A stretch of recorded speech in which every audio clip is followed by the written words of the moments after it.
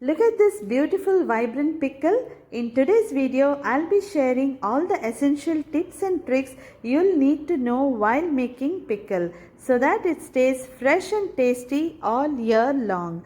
Welcome to Spices and Aromas. I'm Rovina. Let's make the best mango pickle. We begin with fresh mangoes. Let me tell you why. See the stem, when I break it, you can see the white sap oozing out. That's a sign of fresh mangoes and ideal for pickling. It's always better to use mangoes that are hand plucked. Wash the mangoes thoroughly and dry them completely using a clean cloth, so make sure that there is no drop of water left. Cut the mango at the center, remove the seed and chop them into small uniform bits. This helps even marination. Please do like, follow and subscribe to my channel for all the updates on my upcoming recipes. My in-laws were experts in preparing pickles. They gave so much care to the process. Every vessel, spoon and jar used for the pickle was properly sterilized, and because of that attention to detail, their pickles would stay good for over 2 years without spoiling even when stored outside. They did not even speak to each other while the preparation was on. Use glass or porcelain jars for preparing the pickle. Traditionally, the wooden bowls were used to prepare this initial process. For 1 kg mangoes, I am using 2 cups of rock salt. Layer the mango pieces and the salt alternatively and close the lid. For the next 2 days, mix it once every day. That's it. Only 2 days, don't exceed this time. If mangoes stay in the brine for a long time, they absorb excess salt. Not just that, they also turn soft and lose their crunch. We want our pickle to have that perfect bite.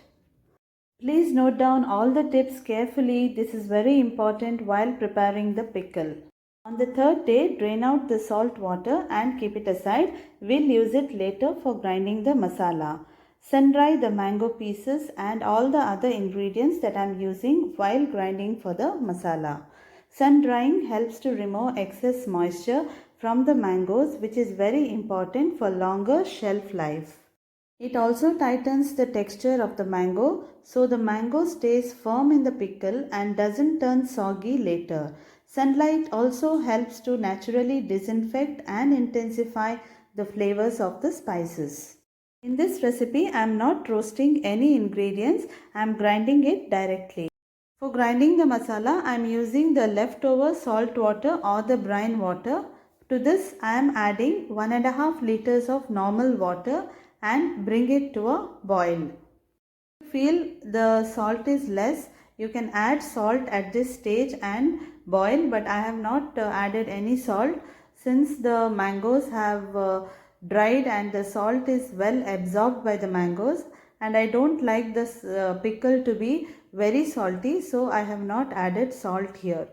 So once this water cools down completely, we can use it for grinding. In this recipe, I am grinding the masala directly without roasting it. Now that the water is cooled, we can use this for grinding the masala. Let's grind the masala now. For grinding, I have taken 100 grams of red chilies, 2 tablespoons of mustard, 2 tablespoons of cumin. Let me use this masala for grinding. Grind this to a smooth paste, and after grinding it, I will add 1 teaspoon of turmeric powder and grind it again. Now the masala is ready. Take the sun-dried mango pieces in a clean vessel and mix in the masala. Add as much as you like. It's completely up to your taste. Whether you prefer a light coat or a thick masala layer, make it your way.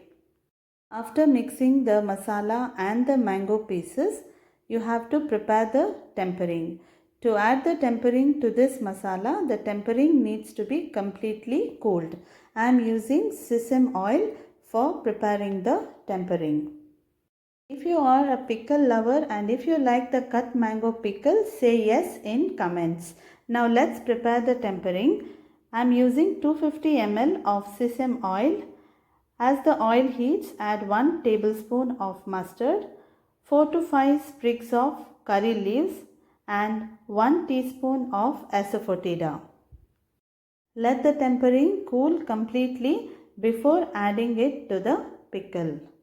You can also prepare the cut mango pickle using the roasted masala. That masala includes roasted spices and lentils. Just prepare the masala how I have explained in that video and use it for preparing this type of pickle. Once cooled, add the tempering to the pickle and mix it well. This not only adds flavor but also increases the shelf life of the pickle. I will store this pickle in an airtight glass jar. If you have extra masala left, don't worry. Store in the refrigerator and use it for instant pickles whenever you need. Soak a muslin cloth in sesame oil. Spread it over the top layer of the pickle. This forms a natural seal and keeps it from spoiling. Keep the jar in a cool, dry place. I hope you enjoyed watching this video and I'm sure you'll try this recipe soon.